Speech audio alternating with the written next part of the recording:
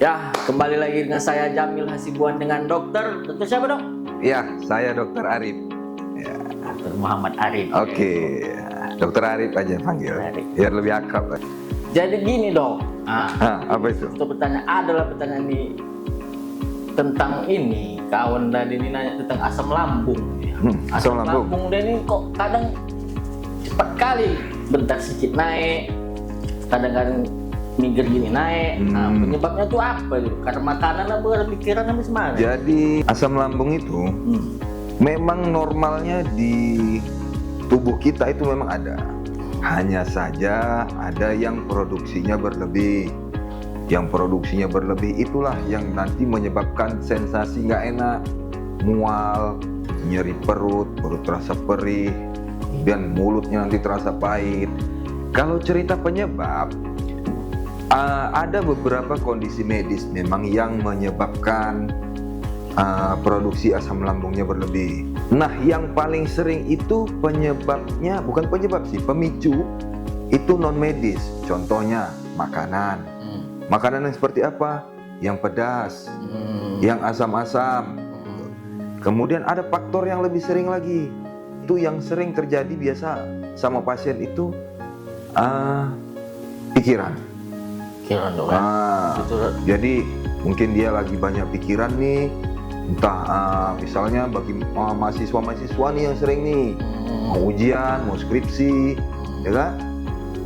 Bingung nih, skripsinya belum selesai, mau ujian, kemudian ada lagi bisa penyebabnya mungkin lagi ada masalah, kan? Pikirannya kalut, asam lambung naik, atau kelilit pinjol bisa juga. Iya, pantas dok.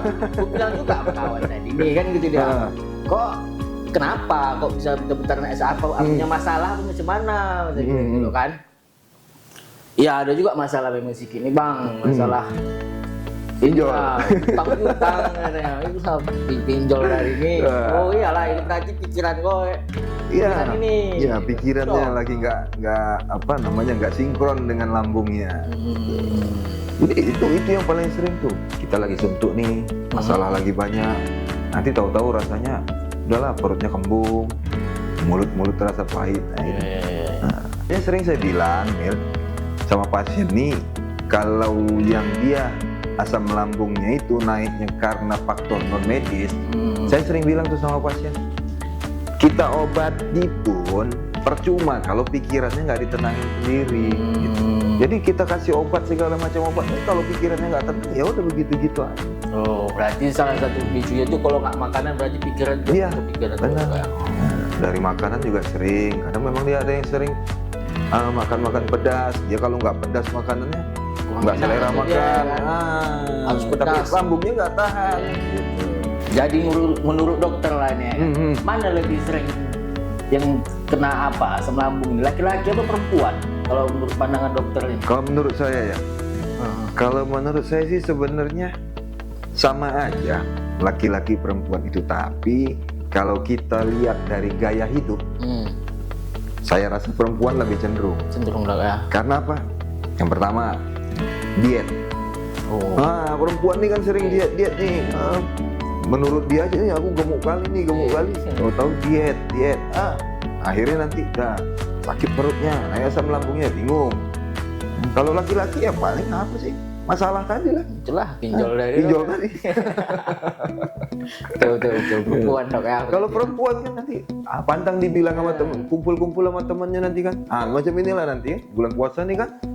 Tahu buka bersama nih, kumpul sama teman-teman lah. Yang udah lama gak ketemu, kok gemukan sekarang ya? Udah, besok pasti sibuk tuh di rumah. Diet. Diet. Begitu diet nanti dekat lebaran asam lambungnya naik. Lebaran dia sakit. Jadi orang ini jadinya.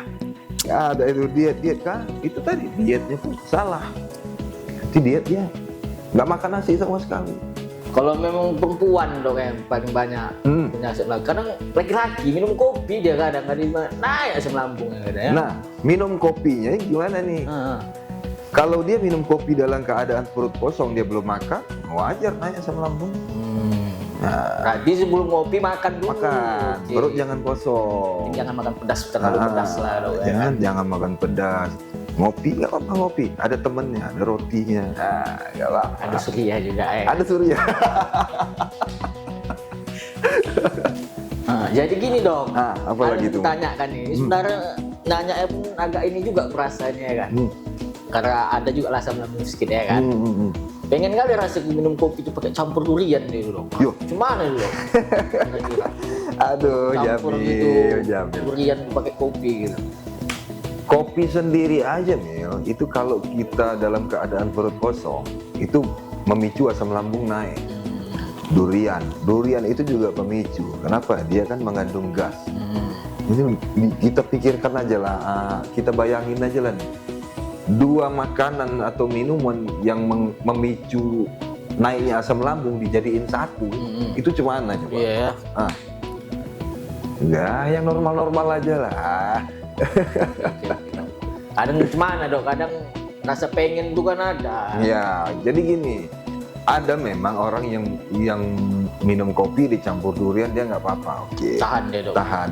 Artinya kan daya tahan tubuh seseorang ini kan lain-lain, nggak bisa kita samain. Ada yang dia udah makan nasi, minum kopi pun masih kembung, ada juga. Kan daya tahan tadi lain-lain.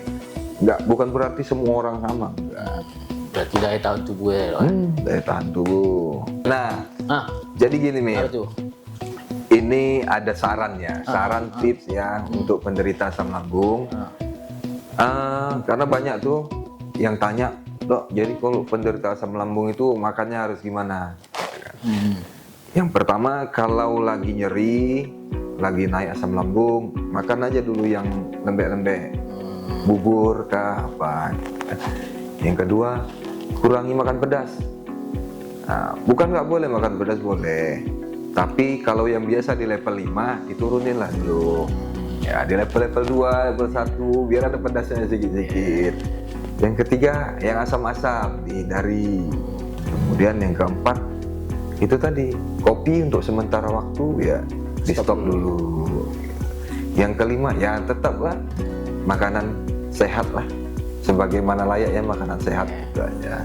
Istirahat yang cukup, pikiran ditenangkan. Oke, mantap. Jadi nggak bisa lah saya rasa pengen minum kopi campur durian tadi, Wah, bisa dong ya. Jangan Mil, jangan. Itu cari penyakit namanya. Betul, betul. Terima kasih lah atas informasi yang cukup mantap kali lah. Saya terima informasi tadi. Kalau enggak kan sempat saya ini kan dok, gimana? Iya betul. Apa enggak betul. naik guling-guling kan juga. Juga lah ini. Bos mikirkannya.